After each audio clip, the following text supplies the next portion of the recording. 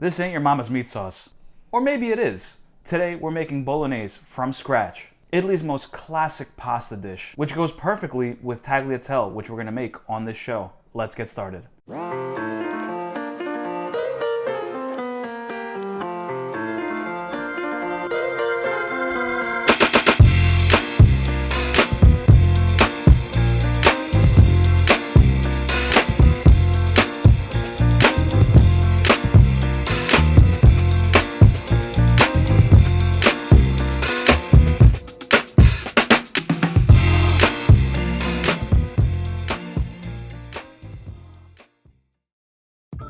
If you've got time on your hands and want to make a meat sauce that will leave your taste buds begging for more, this is it. Bolognese, which is the traditional meat sauce that hails from the Emilia-Romagna region of Italy, is a dish that will bring you right back to your childhood, wooden spoon flashbacks and all. Really quick, if you want to watch new videos each week, don't forget to smash the subscribe button below and we'll be able to hang out and cook awesome food together just like this bolognese right here. Okay, so first we're going to start with the most important part of any bolognese recipe, the meat. For my recipe, we start by taking out 1 pound of beef short rib and 1 pound of pork belly. The fat in both of these cuts of meat is going to bring out some intense and delicious flavors when all is said and done. Alright, so first we start by cutting both the beef and the pork into 1-inch cubes. We'll then put them in a baking sheet and place them in the freezer for 15 to 20 minutes. Why are we doing this? Well, in this show, we don't take any shortcuts, and you guessed it, we're going to grind the meat. By freezing the meat, it's going to make it easier to ensure that nothing gets stuck in the grinder during the process, and for that matter, make sure to place all of your grinder parts in the freezer the night before, if you can, for the same reason. Once everything is cool, start taking the cubes of meat and pass them through the grinder with a bowl underneath to catch everything. When that's done, place the meat back into the fridge for later. Next, onto the sofrito, which is just a fancy way to say sauteed carrots, onions, celery, and garlic. First, start by peeling and dicing 3 to 4 medium-sized carrots, dicing up 2 sticks of celery, and chopping a large white onion. We'll then add each to a food processor and pulse until it's chopped down pretty fine. Lastly, add 5 cloves of peeled garlic and pulse until finely chopped. Once everything's in its chopped form, set it aside and we're ready to have some fun. In a large pot, I'm using my boy Big Blue over here, over medium heat, add in 3 tablespoons of extra virgin olive oil and let it get hot. Once the oil is hot, add in the sofrito and begin to stir. After it's started to cook down a little bit, add in 1 teaspoon of salt and 1 teaspoon of black pepper. Stir and let it cool down for 5 minutes or so until it starts to look like this. Once it's ready, add all of our meat back into the pot, a little bit more extra virgin olive oil, and begin to stir the meat into the mixture, allowing it to cook until it's all browned. This should take about 5 or 8 minutes or so. After it's browned, add in 1 to 2 tablespoons of tomato paste, depending on your taste, and stir again. Now here's the best part.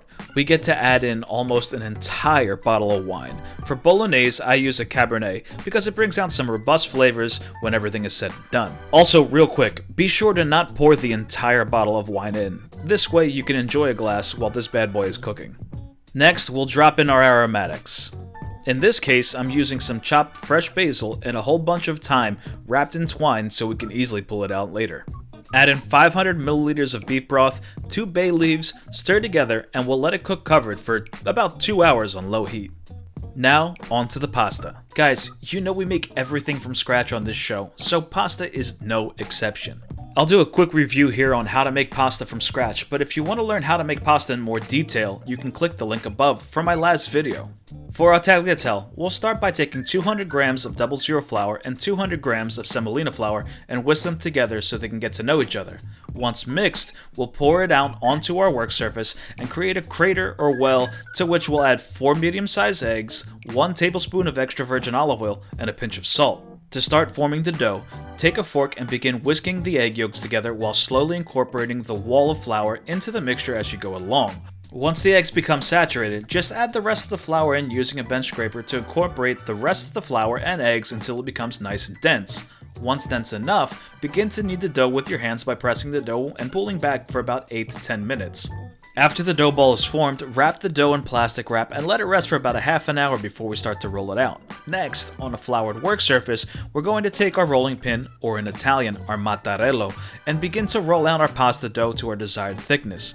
Once it's formed, we'll take our rolled dough or in Italian, la sfoglia, add some flour to the top and begin to fold it up to start cutting the pasta.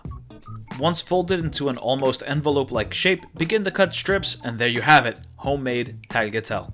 Be sure to mix flour into it so it doesn't dry out, and put it to the side for later.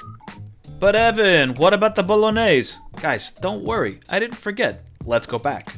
After the bolognese sauce is cooked down to our desired consistency, we'll first take out the bunch of thyme that we have on a string, and then grate in 1 cup of Parmigiano Reggiano, pour in 75 milliliters of whole milk, and stir until the bolognese newly invited friends, coming late to the party in classic Italian fashion, get to know each other. Let that cook down for another 35 to 45 minutes, this time lid off, and we'll be ready for the final stage. Now, back to the pasta. In a pot of boiling water, add a load of salt. The key to really great pasta is making sure that the water tastes like the sea before you add the pasta in to cook. Drop in the fresh tagliatelle for just a few minutes and be sure to occasionally check to see if it's done. Pro tip, fresh pasta cooks a lot faster than the stuff that comes out of a box, so be mindful about how long it boils.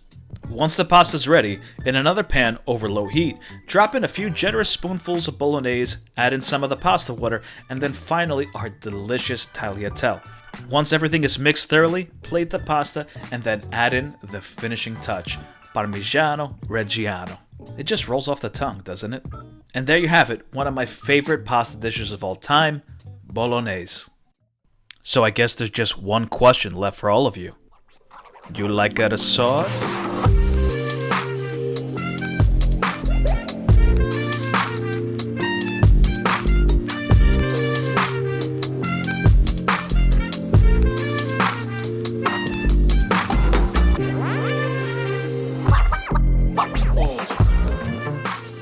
If you like what you saw in this video, be sure to like, comment, and subscribe down below. Also, if you want the full recipe in a written format, go to my website, evankaras.com, for the whole thing. See you guys next week.